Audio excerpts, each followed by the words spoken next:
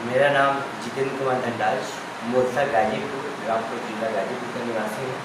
इलाहाबाद विश्वविद्यालय से फिलासफी से पीजी कंप्लीट हुआ और जो इस समय उत्तर प्रदेश नहीं पूरे भारत में जो 400% फीस वृद्धि इलाहाबाद विश्वविद्यालय का ये चर्चा का विषय है, क्योंकि पता था पूरा विपक्ष एक हो गया। यह लड़ाई अनवरत 2 महीना से अधिक हो गया है। 1.5 महीना तक ज्ञापन के माध्यम से, विरोध प्रदर्शन के माध्यम से चिताया गया, जब नहीं माने तो क्रमिक अनशन चलाया गया और अब आमरण अनशन चलाया जा रहा है। आमरण अनशन का आज 26वां दिन और अभी विश्वविद्यालय प्रशासन से कोई सकारात्मक निर्णय नहीं हुआ।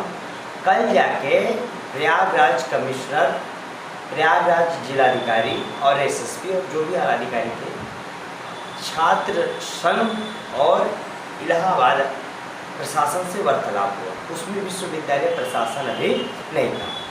कल विश्वविद्यालय प्रशासन, इलाहाबाद प्रशासन और छात्र संघ के नेतागण, कल हो सकता है कुछ निष्कर्ष निकल सकता है। मतलब अभी तक आप लोग को कोई भी आश्वासन नहीं दिया गया इस तरह से कि मतलब बच्चों के ये जो मांग है उस पर क्या प्रक्रिया चल रही है या हमारा क्या स्टैंड होगा, इस पर अभी कोई बात नहीं हुई? नहीं, अब देखिए वो तो एक पत्रकार महोदय गए थे, जो संगीता श्रीवास्तव वाइस चांसलर है, वो तो कहीं नहीं हमने जो कह दिया वो कर दिया। मतलब कि सीधा सीधा हिटलर शाही देश में उनको लग रहा है कि हिटलर शाही देश में आ गए, लेकिन उनको पता होना चाहिए कि भारत विश्व का सबसे बड़ा लोकतांत्रिक देश है और उस लोकतंत्र में इलाहाबाद विश्वविद्यालय आता है।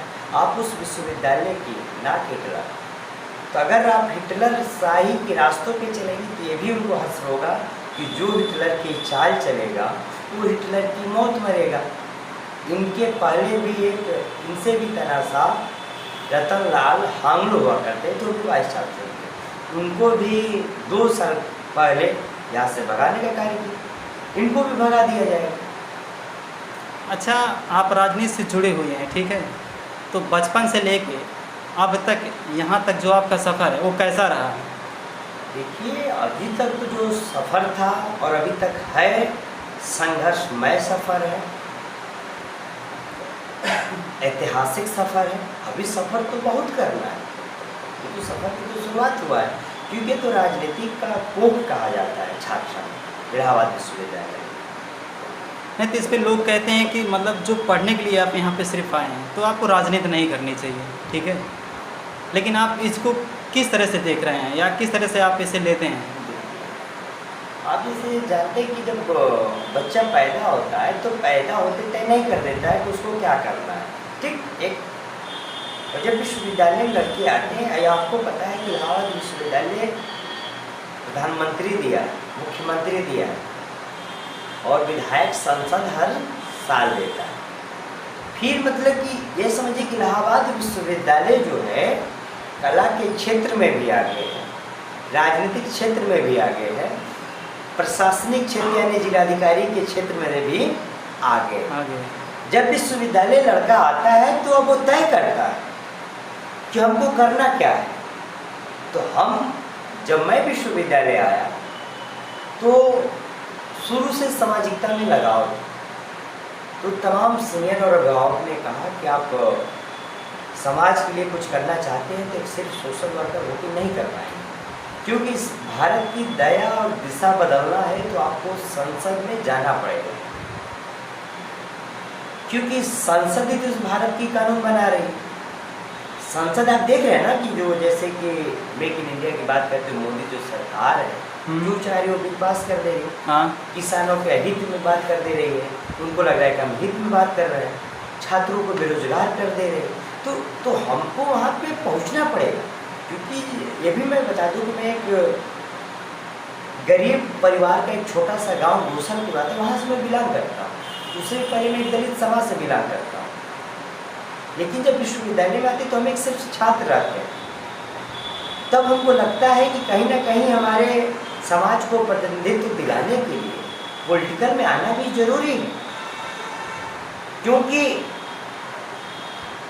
हक और अधिकार के लिए संसद की दरवाजे को खटखटाना जरूरी है। जरूरी। तब मैंने तय किया कि एक मैं जिलाधिकारी बन के क्या करूँगा कि जब ऊपर से प्रधानमंत्री या मुख्यमंत्री हमारा दबाव लाता है, उसके पहले जैसे मैंने तय कि मैं मेडिकल का भी छात्र हूँ, मैं एक डॉक्टर बन के क्या करता, खूब सेवा करता हजारों का। लेकिन अगर मैं संसद में जाऊँ अगर बात बोलूँगा तो पूरा भारत सुनेगा। उससे पहले जब मैं विश्वविद्यालय के छात्र संघ से कोक से बोलता हूँ तो कम से कम 5000 छात्र तो सुनते ही। इलाहाबाद विश्वविद्यालय में 36,000 छात्र आए। तब मैंने तय किया कि हमें छात्र राजनीति करना। अच्छा, आप सभी लोग से मेरा एक सवाल है, आप लोग अम्बेडकर को मानते हैं? मानते हैं। तो उन्होंने एक बात कहा था लखनऊ में, शायद 1956 के करीब में, शायद कंफर्म नहीं हूँ मैं, लेकिन आके उन्होंने कहा था इस समाज के जो पढ़े लिखे लोग हैं सबसे ज़्यादा उन्होंने मुझे धोखा दिया है। और आज संसद में चाहे वो बहुजन के आप कह लीजिए, चाहे वो ओबीसी हों, चाहे एससी हों, चाहे एसटी हों, बहुत सारे नेता वहाँ पे हैं, लेकिन कभी किसी ने आज तक रोड पे उतर के पब्लिक के लिए, हमारे लिए, आपके लिए कभी किसी मुद्दे पे उन्होंने बहस नहीं किया, ना तो कभी संघर्ष किया है। तो इस पर आप लोग का नज़रिया क्या है, आप लोग का राय क्या है? देखिए, आपकी बातों से मैं सहमत हूँ, लेकिन कुछ नेता है जो सड़कों पे लड़ते हुए दिखाई भी दे रहे हैं। हाँ, बिल्कुल ना कहना। हाँ, ये जो आपने एक बात कहा कि डॉक्टर अम्बेडकर साहब जो कहे थे कि हमें कोई धोखा दे तो सच्ची समाज में, बिल्कुल वो भी सही है, मैं मान रहा हूँ। 90% लोगों ने धोखा दिया है, आज भी धोखा दे रहे हैं, लेकिन 1% ऐसे लोग भी हैं जो बाबा साहब के संविधान को धरातल पर उतारने के लिए प्रयासरत है, तभी अब भारत आगे बढ़ रहा है। नहीं तो हमें कहीं दिखाई नहीं, क्योंकि अच्छाइयाँ बुराइयाँ दोनों। अच्छा, विद्यार्थी एक छात्र के तौर पे आप इस चीज़ को किस तरह से देखते हैं और किस तरह से आप इसे भविष्य में क्या आप इसमें करना चाहेंगे, या आपका जो इसके प्रति नज़रिया क्या है? राजनीति, हाँ, राजनीति को लेके, ठीक है। आप देखिए, मैं छात्र राजनीति से निकला और अभी छात्र राजनीति चल रहा है, साल 1.5 साल और चलेगा। अब हम गांव-गांव में जाएंगे और गांव के लोगों को अब वहाँ से निकाल के मैं विश्वविद्यालय में भेजूँगा, वहाँ से निकाल के लोगों को डिग्री कॉलेज भेजा जाएगा, गांव के लोगों को निकाल के उच्च शिक्षण संस्थानों में भेजा जाएगा। और हम इसको आप राजनीति कहें या जो कहें, और इसको राजनीति कहा जाता है, लेकिन मेरा मानना है, जैसे डॉक्टर अम्बेडकर साहब ने कहा और कांसीराम ने कहा कि हमने अभी कहा ना कि संसद के दरवाजा को खटखटाए बिना हम आगे नहीं बढ़ सकते। तमाम हमारे पूर्वजों ने लड़ाइयाँ लड़ा, लेकिन हम सत्ता में काबिज नहीं हुए। जब डॉक्टर अम्बेडकर साहब के बाद दूसरे महापुरुष के रूप में संविधान को धरातल पर उतारने वाले सामाजिक परिवर्तन के महानायक माननीय कांसीराम साहब जब आए, तो जम्मू कश्मीर से लेकर कन्याकुमारी तक, बलिया से लेकर बनारस तक तमाम मतलब चले। तब जाके उत्तर प्रदेश में जब सरकार बनाए, तब जाके हमारे जैसे लोगों को, बहुजनों को सत्ता का स्वाद चुकाएं, वो कांसीराम साहब थे। तब लोगों को ये पता चला कि वास्तविक जब सत्ता शासन में रहेंगे तभी हम आप कुछ कर पाएंगे। तो इसलिए सत्ता पाना बहुत जरूरी है। मेरा तो लक्ष्य है कि हमारे जीते जी हो सकता है 2024 में सुश्री बहन कुमारी मायावती जी प्रधानमंत्री बन जाए, नहीं बने तो प्रयासरत रहेगा कि एक दलित प्रधानमंत्री, एक बहुजन प्रधानमंत्री मतलब इस भारत को देना है। आप सोचिए कि जब एक बहुजन समाज का मुख्यमंत्री उत्तर प्रदेश का होता है, एक दलित समाज, तो एक स्ट्रक्चर अलग दिखाई देगा। तो आप परिकल्पना करिएगा अगर वो भारत का एक दलित प्रधानमंत्री होगा तो धरातल पे कैसे बाबा साहब का संविधान उतरते दिखाई देगा।